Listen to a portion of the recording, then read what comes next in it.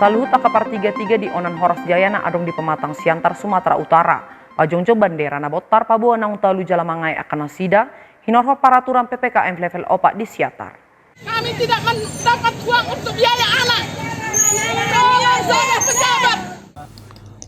Di hari Jumat tanggal 27 Nasalpu marpulu bandera na botar di Pajongjong akapar 33 di Jalan Sutomo, Doho Jalan Merdeka.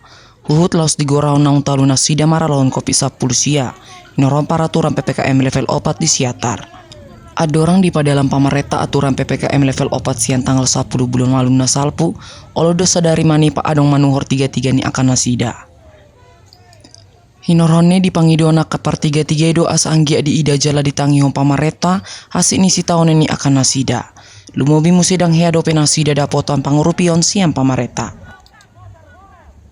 Dengan simbolis memasang bendera putih menyatakan bahwa kami menyerah dengan situasi ini, dengan ekonomi yang sangat terpuruk di pusat pasar Horas ini, dengan adanya PPKM level 4, kami rakyat dan masyarakat Indonesia khususnya pedagang pusat pasar Horas tidak melawan dan tidak melanggar aturan daripada menteri yang memperlakukan PPM level 4 di pusat pasar Horas ataupun di kota Pematang Siantar.